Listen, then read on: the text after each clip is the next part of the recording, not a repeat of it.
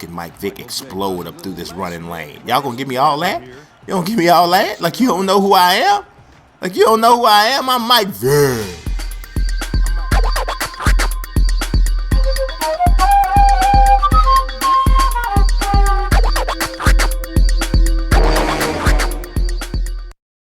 Let's play some NFL 2K5 Throwback Thursday episode 125. So that's a big number, right? In some kind of way, that's a big number. So I figured we might as well play one of the most just famous and a throwback that has still a cult for. There's still people who update rosters for NFL 2K5. Still. Now, a lot of people don't realize the name of this game is actually ESPN NFL 2K5, not just 2K5. It was originally released on July 20th of 2004 for the PlayStation 2 and original Xbox. It was developed by Visual Concepts and published by 2K and Sega. You see some of the modes that it had here. It had franchise mode, but it also had this, first-person football. First-person football it's like Call of Duty football, basically. I was really tempted to use that mode in this throwback video.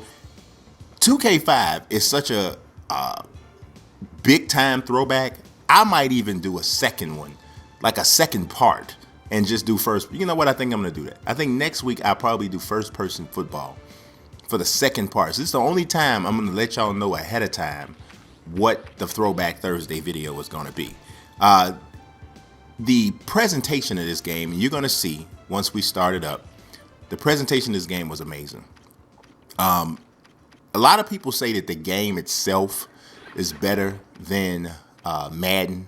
I don't agree with that. I think that, better than Madden today, I should say. It was better than Madden then, but better than Madden today, no.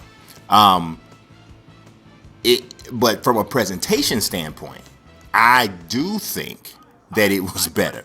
Look at this here, Chris Berman and ESPN Studios doing the pregame situation here for this Falcons-Chargers game. They had an awesome halftime show. They had the weekly wrap-up show when you play season mode that I've been waiting to see another sports game do for the longest. They had that. Their commentating team had something that I was really asking for. I've been asking for as well.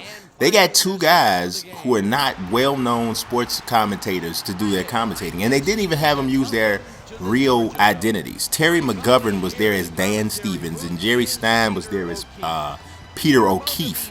So these guys, obviously, I'm sure they didn't bring or carry the same price tag that, say, Phil Simms and Jim Nantz bring when they do Madden.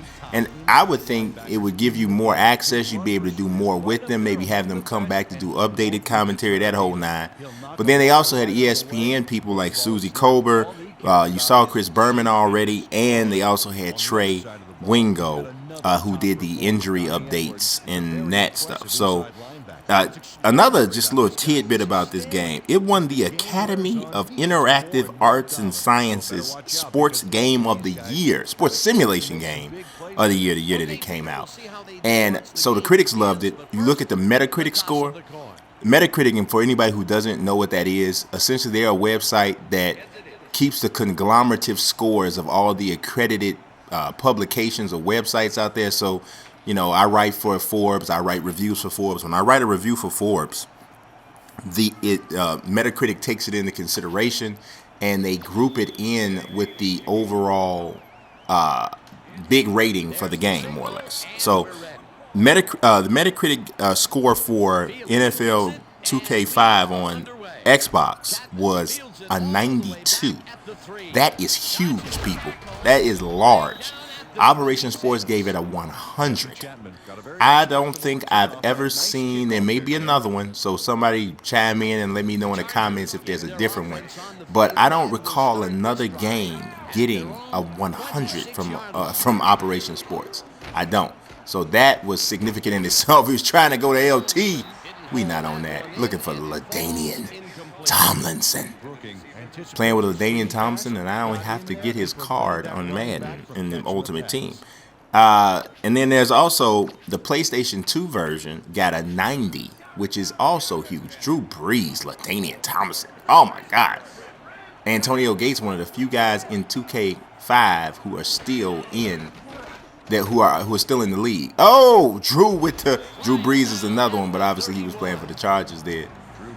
Y'all, a lot of people don't realize he played for the Chargers. Don't even remember back that far, but he did play for the Chargers. Absolutely. So, I mean, that's just some information on this game, man. Now, from a gameplay standpoint, this game was so good, man. This game was really good. The running game, especially, was spectacular. I still think that. Oh, the fumble, and we forced the fumble on LT. Oh yeah, put a hit on that boy. Oh, he's mad. He's throwing helmets. You mad, bro? You must be mad. Bro, you're mad. You're mad. That's all right, LaDainian. You're a Hall of Famer, sir. Don't worry about it. Don't worry about it. You did. You got poked out. You got a little poked out, man. It wasn't even that hard to hit. Falcons attack led by Mike Vick. Got Warwick Dunn, Brian Finneran out there. Oh, I'm rolling. Oh, rolling the attack. Oh, no. Coming off that edge, boy. He came through. Oh, yeah. Otis Leverett. I don't even remember him. I do not even. And if I don't remember him, that's saying something, because I'm kind of a savant when it comes to this stuff, and I don't remember him. All right, I need the audible out of this, because this does not look like it's going to work out. Let's go to this one. All right, let's get the playoff, Mike. All right. Oh, he's open, though. You what? I keep forgetting the speed burst is A here, because it's not the triggers. That's juke on this game. Warwick Dunn, look at this presentation. I mean, we're talking about almost 12 years ago, right? But, like, I'm not going to sit here and say this game is better than Madden 16, because overall it's not. But what I will say is I feel pretty confident in saying that had 2K been given an opportunity to continue to make their game, Peerless Price, that was absolutely his name, Peerless Price. If 2K had get an opportunity to continue to develop their game all the way up to now, oh my God, I can't even, it's hard for me to put into perspective how good this game, how good 2K could be right now if we still had the football, if they were still making football. Now, a lot of people want to blame EA for this, and they think, oh, EA did this. You got to kind of really know this whole story here. The NFL approached every company, 2K included, that was making NFL football games. And they put a price out there. They said, who wants this exclusive license? Oh, you're not going to get it. I forgot to hit the speed burst. And EA was the only company that either had the money to do it, to pay the cost, or was willing to pay the cost, however you want to look at it. They were the only ones, right? So let's think about it for a second. Are we mad at EA for doing what pretty much anybody would do? I mean, think about it. When this game came out in July of 2004, right?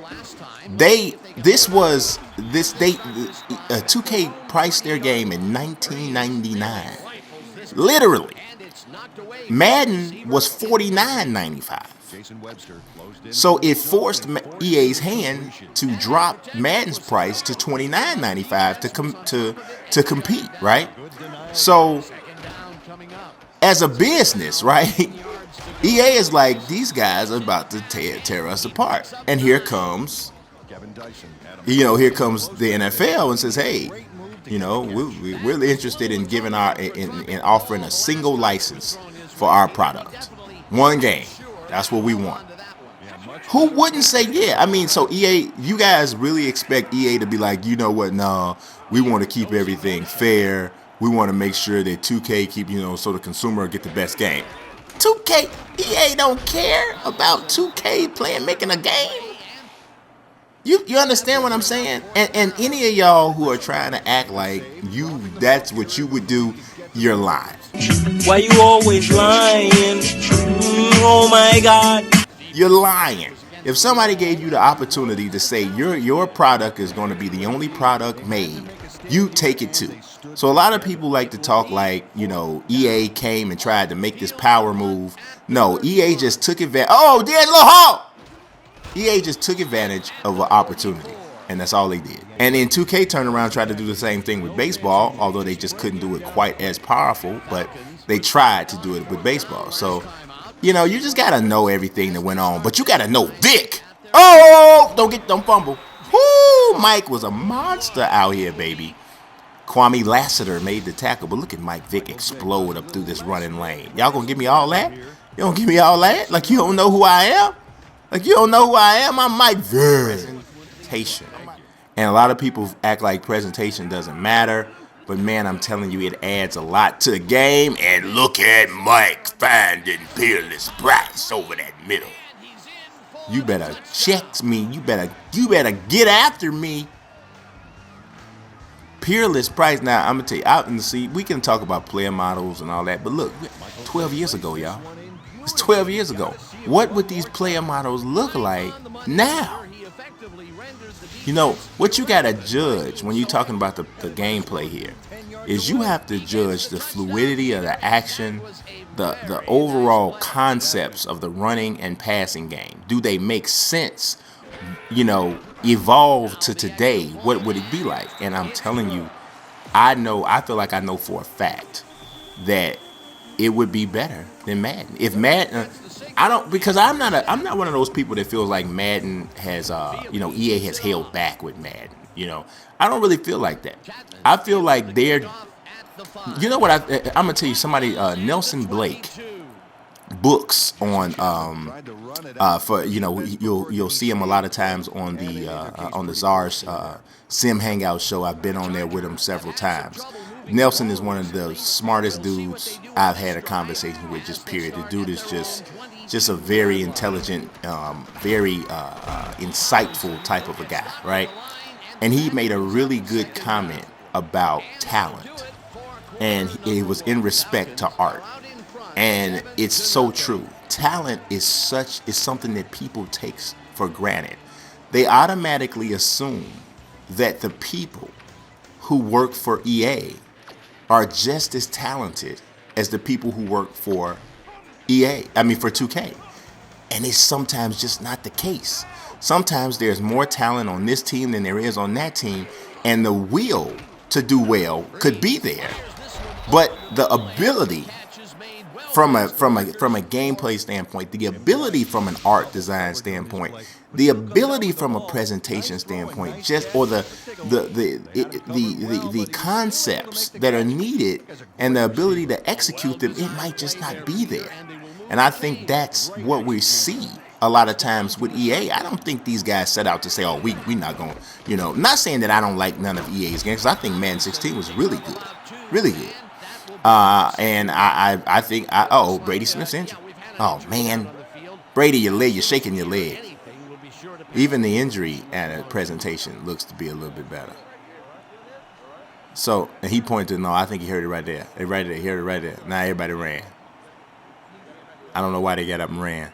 They got scared of his arm or something. I don't know. Whatever.